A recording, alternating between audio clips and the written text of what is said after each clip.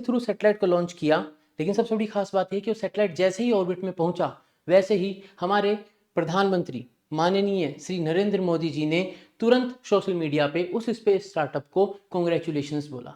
इसरो ने भी उनको कॉन्ग्रेचुलेट किया और भी बड़ी बड़ी पर्सनैलिटीज ने उनको कॉन्ग्रेचुलेशंस के मैसेज दिए कि वाह, तुमने पहली बार स्पेस के अंदर कुछ ऐसा कर दिखाया है जो आज तक कोई नहीं कर सका। और जब कोई नहीं कर सका की बात होती है दोस्तों, इसका मतलब नासा भी नहीं कर सका, यानी अमेरिका भी नहीं कर सका, चाइना भी नहीं कर सका, सोवियत या रशियंस भी नहीं कर सके, कोई भी नहीं कर सका। क्या करा उनने ऐसा? और ये जो मिशन है दोस्तों, इसका नाम है मिशन दृष्टि। आज के इस वीडियो में हम इसी के बारे में बात करने वाले हैं, लेकिन पहले थोड़ा सा बैकग्राउंड को समझ लेते हैं। तो जब हम बात करते हैं दोस्तों सैटेलाइट से धरती को देखने की, अब सैटेलाइट से हम धरती को क्यों देखना चाहते हैं? कुछ स्ट्रेटेजिक पर्पस हो सकते हैं, भाई हमें हमारे दुश्मन के ठिकानों वगैरह के ऊपर नजर रखनी हो, हमें हमारी जो सरहदें हैं, जो लाइन ऑफ कंट्रोल है, जो हमारी देश के बॉर्डर हैं, उसके ऊपर देखना है कि भाई कोई उल्टी सीधी हरकतें तो नहीं हो रही, जो एनिमी ट्रूप्स हैं या फिर कोई टेररिस्ट कैंप्स हैं, अगर कुछ नई चीजें तो वहां पे उभर के नहीं आ रही, ये सब हमें देखना और ये हमें स्ट्रेटेजिकली सर्विलेंस करना पड़ता है और ये हम कर रहे हैं। इसके अलावा हमें वेदर मॉनिटरिंग करनी है, भाई कोई तूफान साइक्लोन कुछ आ तो नहीं रहा, कहीं कोई बाढ़ आई है तो वहां से क्षति कितनी हुई है, कुछ को बचाया जा सकता है क्या, घर कितने खराब हुए हैं, कुछ बचा है क्या, ये सारी चीजें हम सैटेलाइट की मदद से बहुत आसानी से देख सकते हैं। लेकिन जब सैटेलाइट स्पेस से धरती को देखता है तो उसमें एक प्रॉब्लम आती है।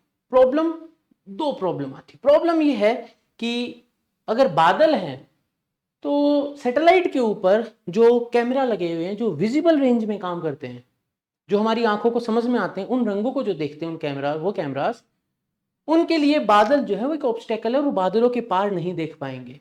तो आपको लगेगा कि बादल कहाँ रोज रोज होते हैं? दोस्तों बादल रोज रोज होते हैं, मैं आपको बताऊंगा इसके बारे में, इफेक्ट अभी आगे आएगा, ठीक है। दूसरा, आधी धरती तो हर वक्त अंधेरे में रहती है, वहां तो रात हो रखी है, तो फिर वहां पर आप कैसे देखेंगे? क्योंकि विजिबल रेंज के कैमराज को एक सबसे इंपॉर्टेंट एस्पेक्ट जो चाहिए वो ये चाहिए कि जैसे ये जो कैमरा आप देख रहे हैं जो अभी मुझे रिकॉर्ड कर रहा है, अगर इस कमरे की सारी लाइट्स को बंद कर दिया जाए तो मैं आपको नहीं दिखूंगा। पीछे स्क्रीन ऑब्वियसली दिख जाएगी क्योंकि ये लिट अप है, लेकिन स्क्रीन भी बंद कर दें, लाइट्स भी बंद कर दें तो आपको कुछ नहीं दिखेगा। इसका मतलब इस कैमरे को अगर कोई इमेज कैप्चर करनी है तो रोशनी प्रॉपर होनी चाहिए, तो रोशनी प्रॉपर नहीं है तो ये कैसे कैप्चर करेगा?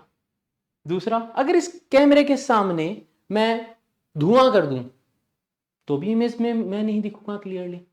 इसका मतलब कैमरे से ऑब्जेक्ट के बीच में सब कुछ क्लियर होना चाहिए। तो अगर बादल आ गए तो हमें क्या पता चलेगा कि इन बादलों के पीछे क्या है?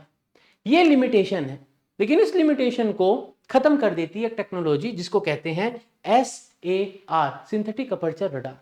अब जब मैं आपको बता रहा था कि धरती पर बादल रहते हैं, आपने को लग रहा होगा ना कितने, तो at a given point of time, यानी अभी इस वक्त भी जब आप ये वीडियो देख रहे हैं, 60 से 70% धरती बादलों से ढकी हुई है, बादलों से ढकी हुई है। और कहीं साइक्लोन भी आ रहा होगा, कहीं थंडरस्टॉर्म्स हो रहे होंगे। ये नासा की इमेजेस है दोस्तों, ये कोई AI जनरेटेड इमेजेस नहीं है, ये सच्चाई है। तो आप समझिए कि कितना लिमिटेशन है अगर हम विजिबल रेंज में फोटो खींचकर देखना चाहें कि धरती पर क्या हो रहा है। तो क्या है इसका सॉल्यूशन? इसका बहुत इंटेलिजेंट सॉल्यूशन है जिसको कहते हैं सिंथेटिक अपर्चर रडार। कैसे करता है ये इस प्रॉब्लम को सोल्व? सिंथेटिक अपर्चर रडार, इसको हम एक्टिव इमेजिंग कहते हैं, और जो हम कैमरा से लेते हैं, जैसे भी जो कैमरा ले रहा है, ये पैसिव इमेजिंग है। मतलब ये कैमरा डिपेंड करता है आजू बाजू की रोशनी पे, वो जब मुझ पे गिरेगी तब मैं आपको क्लियरली दिखूंगा। अगर अभी स्विच ऑफ कर दे लाइट तो मैं नहीं दिखूंगा। लेकिन सिंथेटिक अपर्चर रडार ये कहता है कि हमें आजू बाजू की रोशनी की जरूरत नहीं है, ये खुद सिग्नल भेजेंगे और जब वो सिग्नल टकरा कर वापस आएगा तो उसको खुद रीड करेंगे। यानी सैटेलाइट ने सिग्नल भेजा, वो धरती से टकराया, टकरा कर वापस आया, सैटेलाइट ने उससे पढ़ा और उससे इंफॉर्मेशन निकाली। अब आप ये बोलेंगे तो बादल आ गए, तो ये जो सिग्नल भेजे जाते हैं इनके लिए बादल मैटर नहीं करते, इनके लिए बादल एग्जिस्ट ही नहीं करते, बादल है या नहीं इनके फर्क नहीं पड़ेगा। दूसरा सवाल, अगर रात है तो रात भी है तो भी इनके कोई फर्क नहीं पड़ेगा। क्यों? क्योंकि ये आजू बाजू की रोशनी को नहीं पढ़ रहे, ये उस सिग्नल को पढ़ रहे जो इन्हें भेजा और जो टकरा कर वापस आया। इसको कहते हैं सिंथेटिक अपर्चर रडार। ठीक है दोस्तों, ये बड़ी इंटरेस्टिंग टेक्नोलॉजी है। अब इस स्पेस स्टार्टअप ने क्या किया, अभी तक जितनी भी सैटेलाइट इस वक्त ऑर्बिट में हैं, इस मिशन के अलावा बाकी जितनी भी हैं, वो या तो विजिबल रेंज में देखने वाली हैं, यानी जो हमें दिखता है उस रेंज में देखने वाली हैं, या फिर मल्टी स्पेक्ट्रल है। मल्टी स्पेक्ट्रल मतलब अगर कोई चीज बहुत गर्म है तो इंफ्रारेड रेडिएशन को पढ़ लें, इस तरीके से है, या फिर वो सिर्फ इस टेक्नोलॉजी पे काम कर रही है। आज तक किसी ने इन दोनों को फ्यूज नहीं किया, कंबाइन नहीं किया। इस स्टार्टअप ने इस चैलेंज को पकड़ा और बोला कि हम इन दोनों को कंबाइन करके फ्लाई करेंगे, और ये आज तक किसी ने भी नहीं किया। They are first in the world जिनने ये किया। इसके लिए हमें सिंथेटिक अपर्चर रडार होता क्या है, ये टेक्नोलॉजी क्या है, इसको समझना बहुत जरूरी है। तो अपन इस चीज को समझेंगे दोस्तों, आज पहले ये समझेंगे सिंथेटिक अपर्चर रडार। सिंथेटिक का मतलब जो कि बनाया गया है, मैन मेड है, इंसान ने बनाया, नेचुरली नहीं मिलता है। अपर्चर मतलब साइज होता है, एंटीना जो है उसकी साइज के लिए हम अपर्चर वर्ड यूज करेंगे। रडार मतलब कोई एक ऐसा डिवाइस जो सिग्नल को भेजेगा, और जब वो सिग्नल टकरा कर वापस आएगा तो उसको पढ़कर इंफॉर्मेशन निकालेगा। यानी ये एक ऐसा हमने डिवाइस बनाया है जो सैटेलाइट पे लगाया जाता है।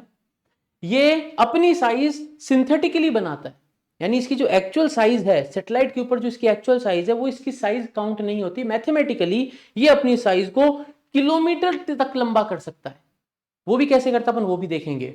और ये खुद सिग्नल भेजता है, रडार है, खुद सिग्नल भेजता है, और जो सिग्नल वापस टकरा के आया उसको पढ़कर इमेज बनाता है। अब ये जो आपको इमेज दिख रही है दोस्तों, ये भी एक सिंथेटिक अपर्चर रडार से ली हुई इमेज है। लेकिन सिंथेटिक अपर्चर रडार में रंग नहीं दिखते। तो अब आप बोलेंगे तो इसमें रंग कैसे दिख रहे हैं? दोस्तों ये जो आपको रंग दिख रहे हैं, ये रंग यह बता रहे हैं कि इस इमेज में, ये वोल्केनो की इमेज है दोस्तों, तो ये बताया जा रहा है कि जब इसकी फोटो ली गई थी एक बार, और जब इसकी वापस फोटो ली गई, तो इस वोल्केनो का जो सरफेस है, जो धरती है, वो कितनी ऊपर या कितनी नीचे हुई, इसकी डिटेल भी अपन आगे देखेंगे दोस्तों, बड़ी इंटरेस्टिंग है ये भी।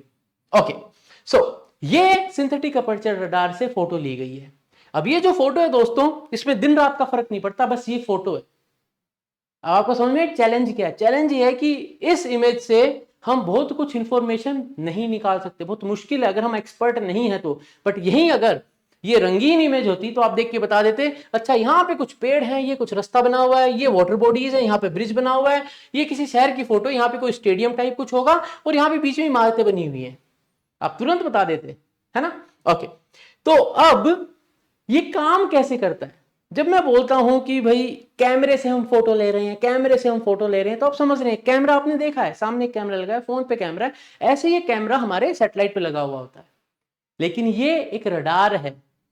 रडार, इस इमेज को देखिए, ये एक मिशन है जो ऑलरेडी फ्लाई कर चुका है, और आपको ये जो कुछ भी दिख रहे हैं ये एक्टिव एलिमेंट्स हैं। एक्टिव एलिमेंट्स मतलब ये खुद एनर्जी फेंकेंगे, और उस एनर्जी को रिफ्लेक्ट होकर जब वापस आएगी ये एनर्जी, उसको पढ़कर ये इंफॉर्मेशन बनाएंगे।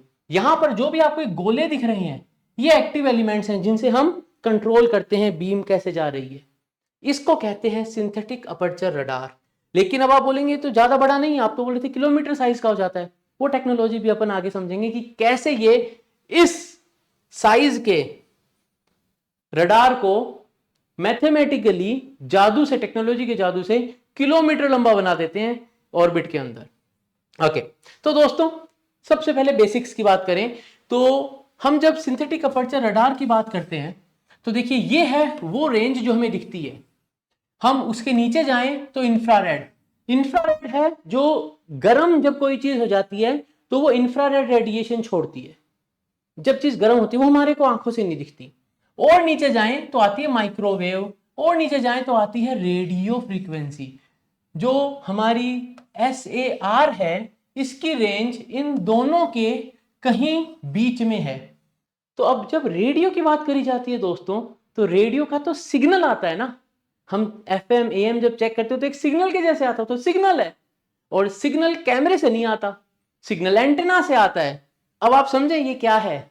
ये है सिंथेटिक अपर्चर रडार का एंटीना जो सिग्नल को फेंकेगा। इस सिग्नल के भी अलग अलग देखिए रेंज लिखी हुई है, अलग अलग बैंड है, P, L, S, C, X।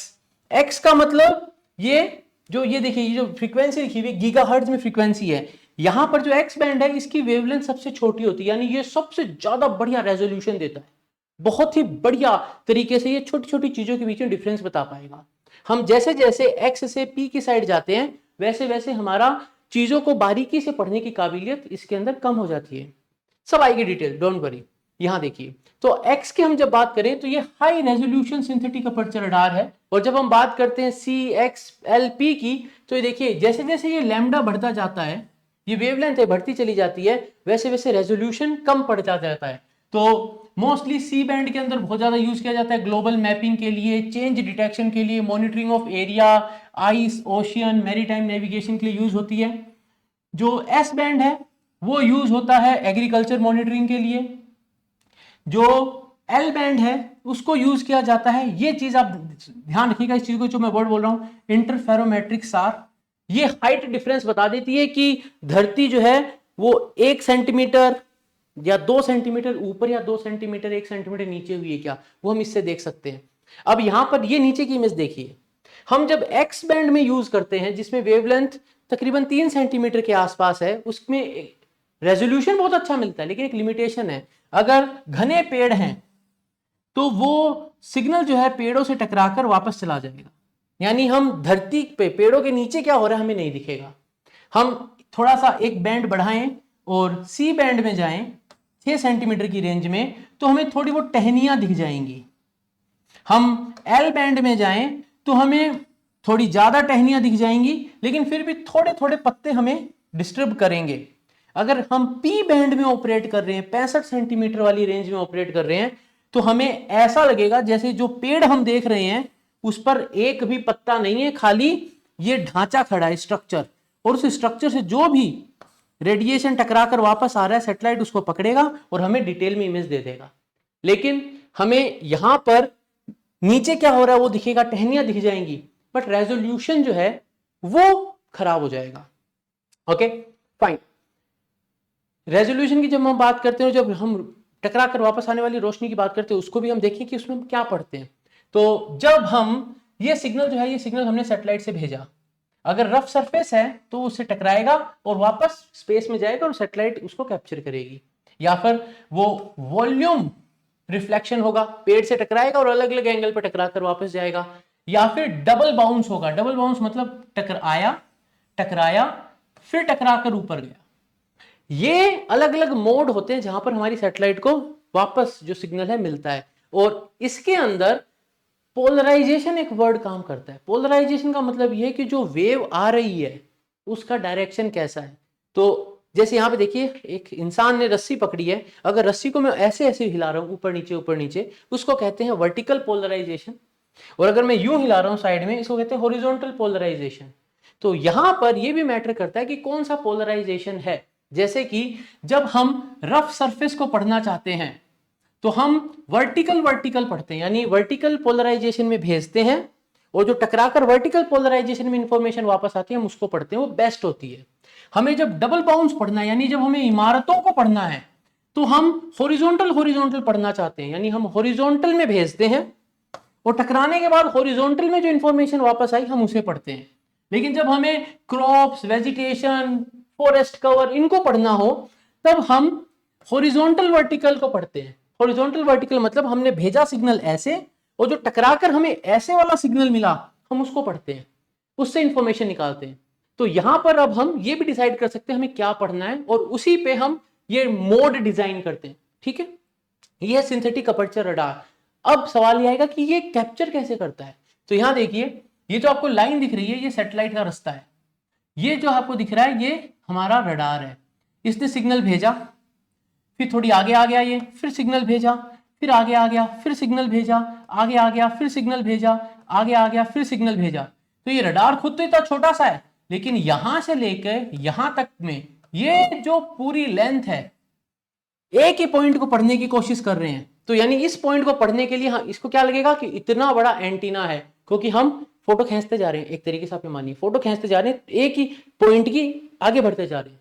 तो ये सिंथेटिकली हमने इसकी लेंथ बढ़ा दी, इसकी एक्चुअल लेंथ इतनी नहीं है।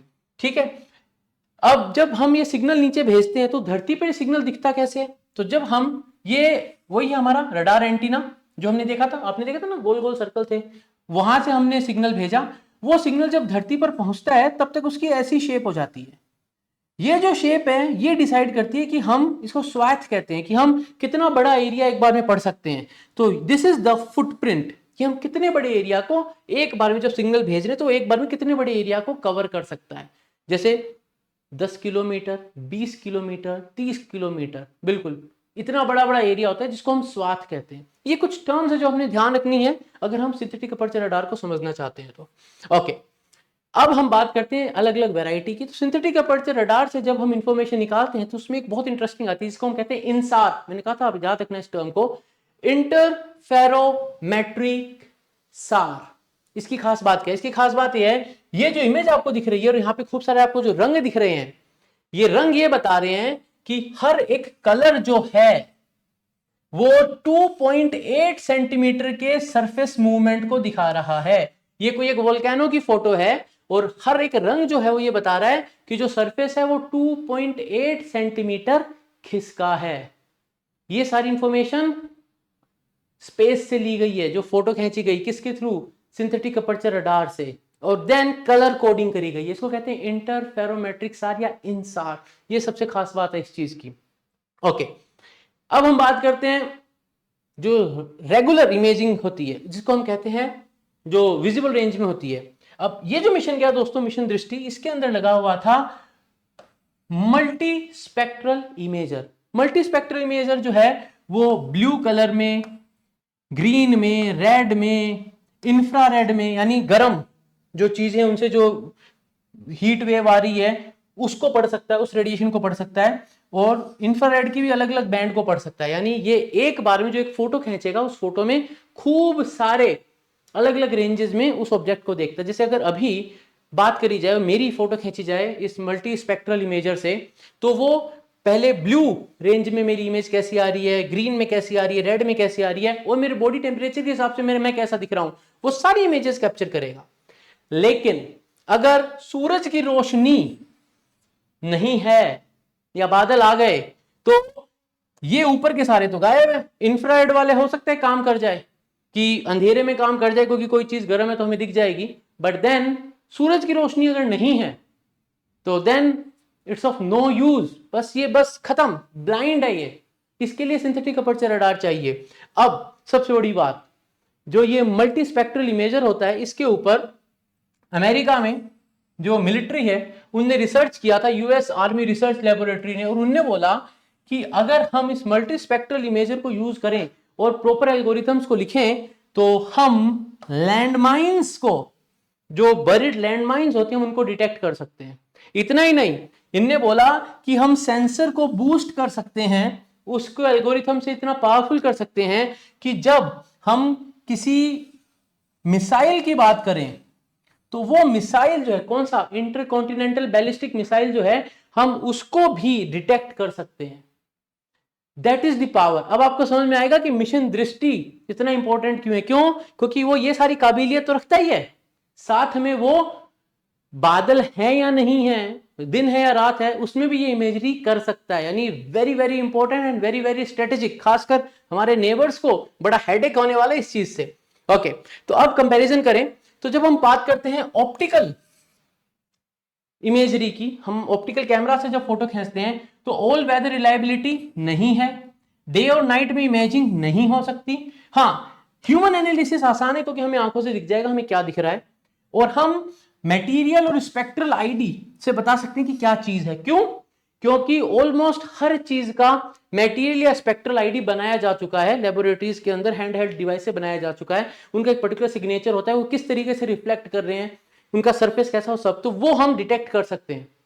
ये हम अन्वेषा जो मिशन था जिसमें हाइपर स्पेक्ट्रल इमेजर जाने वाला था, उसमें भी ये करा जाना था, लेकिन वो तो mission, bad luck of our launch vehicle की, वो मिशन जो है वो फेल हो गया, पीएसएलवी में गड़बड़ हुई उसके कारण। नहीं तो वो सैटेलाइट अभी बहुत पावरफुल सैटेलाइट होती है अपनी ऑर्बिट में। सिंथेटिक अपर्चर रडार क्या कर सकता है? इसमें ऑल वेदर रिलायबिलिटी है और दिन रात का कोई प्रॉब्लम नहीं है। तो जो यहां नहीं था वो यहां है, और जो यहां थोड़ा कमजोर है वो यहां है। यानी अगर दोनों को कंबाइन कर दिया जाए, we get a very powerful strategic tool, जो है मिशन दृष्टि। ओके, अब जो स्पेस क्राफ्ट लॉन्च हुआ है दोस्तों, तो वो बहुत छोटा सा, सिर्फ 190 kg का है। इसके ऊपर प्रोपल्शन सिस्टम जो है वो इलेक्ट्रिक है, इलेक्ट्रिक प्रोपल्शन यूज कर रहा है। इसके कारण भी इसका वजन कम हो गया, क्योंकि नहीं तो प्रोपेलेंट का मास जो था वही तकरीबन 50% हो जाता है पूरे स्पेस क्राफ्ट के मास का। लाइफ स्पैन ये 4 से 5 साल के लिए बना हुआ है। एक अकेला स्पेस क्राफ्ट सब कुछ नहीं कर सकता, यहाँ पे कॉन्स्टलेशन चाहिए, नहीं तो हमें ऑन डिमांड कुछ भी नहीं मिलेगा, क्योंकि ये तो धरती का चक्कर काट रहा है। तो जब ये चक्कर काट के उस जगह पहुंचेगा जहां की हमारे को इमेज चाहिए, तब हमें इमेज मिलेगी, वो भी जब जब ये हमें दिख रहा होगा। धरती के दूसरी साइड है और हमें अभी इमेज चाहिए, तो कैसे मिलेगी? जब ये वापस पास कर रहा होगा जहां पर हम हैं, तब ये हमें डेटा भेज पाएगा। Then we need a constellation. ये तो एक डेमोन्स्ट्रेशन है, बट देन ये कैपेबिलिटी प्रूव करेगा तो we can have a complete constellation, जो कि हमारे को एक स्ट्रेटेजिक एडवांटेज दे सकता है। ओके, सो मल्टीस्पेक्ट्रल इमेजर 7 अलग अलग बैंड में फोटो खींचता है। तो ये सरफेस केमिस्ट्री बता सकता है, वेजिटेशन की हेल्थ बता सकता है, और कलर में एक्चुअल स्ट्रक्चर्स को दिखा सकता है। जो एक्स बैंड सार इसमें यूज हो रहा है, हाई रेजोल्यूशन है, वो सरफेस की रफनेस को बता सकता है, मेटेलिक स्ट्रक्चर्स को बता सकता है, क्या है मौसम, बादल है, तूफान है, उसका उस पर कोई फर्क नहीं पड़ता, दिन है रात उसका कोई फर्क नहीं पड़ता। Very very strategically important. Okay, so अभी तक, आज तक दुनिया क्या कर रही थी? आज तक दुनिया एक ऑप्टिकल सैटेलाइट यूज कर रही थी, एक सिंथेटिक अपर्चर रडार की सैटेलाइट यूज कर रही थी, और दोनों के डेटा को मिक्स कर रही थी, जहां पर बहुत प्रॉब्लम आती थी। इनने क्या करा? इनने दोनों सेंसर्स को एक साथ लगा दिया, डेटा एक साथ मिलता है, वो भी ऑन बोर्ड। इनके पास जो एआई मॉडल है वो कंप्यूट करते हैं सारी इंफॉर्मेशन को, तो ये रेडी इंफॉर्मेशन हमें देते हैं, जो कि भी also a big advantage when we are in a very strategic situation. Okay, so effective resolution 1.8 metre, not very bad, बहुत बुरा नहीं है। हम ऑप्टिकल सेंसर्स की बात करें तो अभी इस वक्त कमर्शियली 0.3 मीटर तक का रेजोल्यूशन, और कभी कभी 0.25 मीटर का रेजोल्यूशन भी कुछ कमर्शियल प्राइवेट कंपनीज ऑफर कर रही हैं, but 1.8 is also not bad, जब हमारे पास ऑल वेदर कैपेबिलिटीज हैं।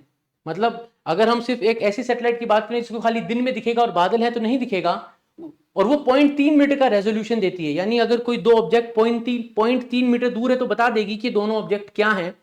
वहां पर ये हमारा सैटेलाइट हर वक्त, सुबह शाम दिन रात, तूफान बारिश बादल में भी बता देगा। अगर 1.8 मीटर का रेजोल्यूशन है देन इट्स नॉट बैड, क्योंकि काफी चीजें इसमें पता चल जाएगी हमें, जो हमें जिन पर नजर रखनी है वो हमें पता चल जाएगा।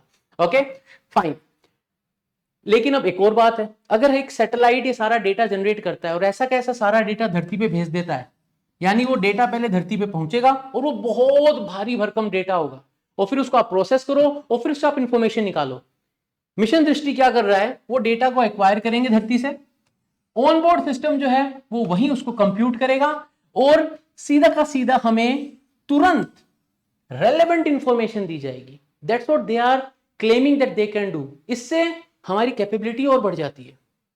फाइन, सो ये जो मिशन है ये डिफेंस के लिए top priority, climate and disaster response में ऑब्वियसली बहुत हेल्प करेगा, क्योंकि बादलों का फर्क नहीं पड़ेगा, एंड एग्रीकल्चर एंड कमोडिटीज के मार्केट में, यानी वेजिटेशन कैसा है, क्रॉप कैसी है, इन सबको देखने के लिए भी मल्टी स्पेक्ट्रल इमेजर है, बहुत हेल्प करने वाला है। तो ये समझ में आता है, ये समझ में आता है। मेन मुद्दा यही रहता है दोस्तों, यहां पे ही है, क्योंकि अब अपने पास थोड़े नेबर्स का इशू है ना, इसलिए।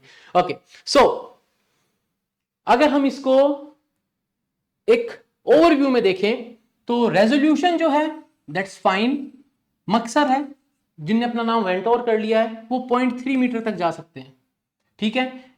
यहां पर प्रॉब्लम एक और क्या आती है, दो सेंसर लगाए हैं, एक ऑप्टिकल और एक सिंथेटिक अपर्चर रडार वाला। सिंथेटिक अपर्चर रडार वाला जो है वो 30 किलोमीटर के एरिया को एक साथ में देखता है, ऑप्टिकल वाला 10 किलोमीटर के एक साथ देखता है। तो वहां पर इनको कैलकुलेशन करनी पड़ेगी, क्योंकि एक सेंसर बहुत बड़े एरिया को देख रहा है, एक सेंसर 10 किलोमीटर को देख रहा है, just 1/3 of the actual area जो बड़े वाला दूसरा सेंसर देख रहा है। तो वहां पर इनको उसको ठीक करना पड़ेगा, right. Then there are also some limits. एक और लिमिट जो सबसे बड़ी है वो यही है कि कॉन्स्टेलेशन की रिक्वायरमेंट है, एक अकेला सैटेलाइट हमारी सारी नीड्स को, रिक्वायरमेंट्स को फुलफिल नहीं कर सकता।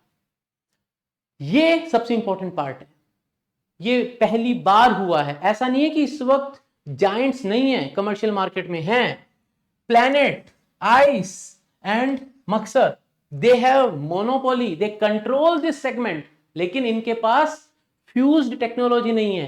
फ्यूज्ड टेक्नोलॉजी सिर्फ इस इंडियन स्टार्टअप ने अभी सैटेलाइट को भेजा है अपने ऑर्बिट में। सो दोस्तों, ये था एक video about the big achievement of our Indian space startup and the technology behind it. अगर पसंद आया तो लाइक शेयर सब्सक्राइब जरूर से कर लेना, बेल आइकन जरूर से दबा देना जिससे कि कभी भी नोटिफिकेशंस मिस ना हो, एंड कमेंट सेक्शन में जरूर से बताना कैसा लगा। मिलेंगे अगले वीडियो में दोस्तों, तब तक के लिए जय हिंद।